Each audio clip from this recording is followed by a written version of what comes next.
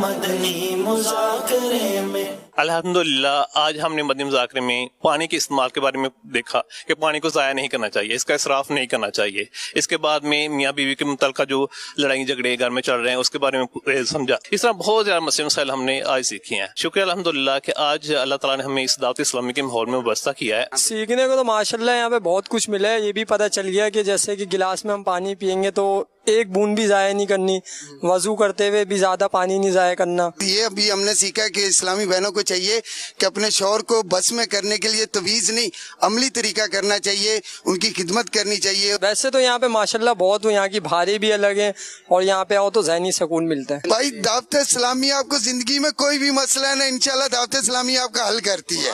ابھی دیکھیں باپا نے وہ مدنی مذاکر میں فرمایا کہ پانی بچاؤ طریق جاری رہے گی انشاءاللہ۔ ہر کوئی یہی رونا رو رہا ہے کہ ہمارے بچے، ہمارے بیوی ماحول سے دور ہیں۔ وہ آج جس طرح کا دور چل رہا ہے تو میں یہ کہتا ہوں کہ اپنے بچوں، اپنے تمام رشتہ داروں کو دعوت اسلامی میں ڈال دو۔ الحمدللہ وہ آپ کی تربیت کریں گے۔ اس وقت پرفتن دور ہے، ہر طرف ایمان کے لٹیرے ہر دم پھر رہے ہیں، اور اپنے ایمان کو بچانے کے حوالے سے امیر سنت نے جو اتنا پیارا مدنی ماحول دیا ہے، یقین ماننے اس سے بڑھ کر اور کوئی چیز نہیں ہے۔ آپ نے پوچھا کہ کیا ملتا ہے، یقین ماننے آپ یہ کہیں کہ یہاں کیا نہیں ملتا۔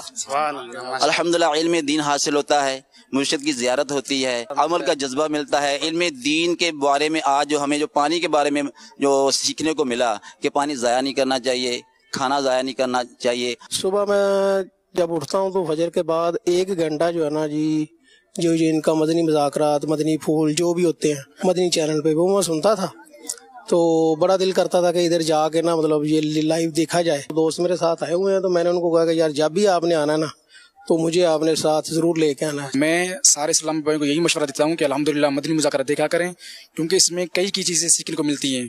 مطلب سنت کے مطابق کس طرح پانی پینا چاہیے یہ بھی سیکھنے کو ملتا ہے، کھانا کس طرح بیٹھ کے کھانا چاہیے، اور جو گھر میں جو گھریلو جھگڑے ہوتے ہیں میاں بیوی کے حوالے سے، بچوں کے حوالے سے، ان کو کس طرح سیٹ کرنا ہے، تو اس طرح کے بھی الحمدللہ سوال ہوتے ہیں۔ اور آج جو مدنی مذاکرے میں جو سوال ہوا کہ کئی بچے جو اسکول پڑھتے ہیں، اگر ایک بچہ مطلب دوسرے بچوں کی مطلب کوئی بیگ چوری کر لیں یا کوئی شارپنر کوئی پنسل چوری کر لیں تو آپ اس کے بارے میں کیا فرمانا چاہتے ہیں؟ تو امیر اہل سنت نے یہی جواب دیا کہ ہمیں چاہیے کہ بچوں کو سمجھائے اور بچوں کو اس حوالے سے ڈرا دیا جائے۔ گھنو کچھ ملیو پر گھنو خاص سائیں جو فرماयो پانی کے بارے میں، پانی کے گھنو ذہن نہ کयो، وہ بدھوسے سائیں ماشاءاللہ گھنو کچھ سمجھاयो، گھنیوں کچھ نعمتوں ॿुधाई جن جی اساں کے خبر نہ ہوئی اسلام دین جے حساب سان۔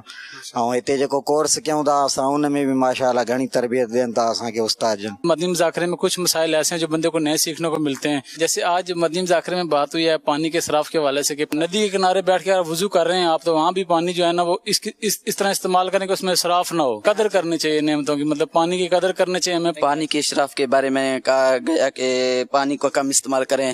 اگر آپ ناک میں پانی ڈالنا چاہتے ہیں تو تھوڑا آدھا چلو ناک میں ڈال لیں، یہ زیادہ نہیں ڈالنا چاہیے کیونکہ پانی کا اسراف ہوتا ہے۔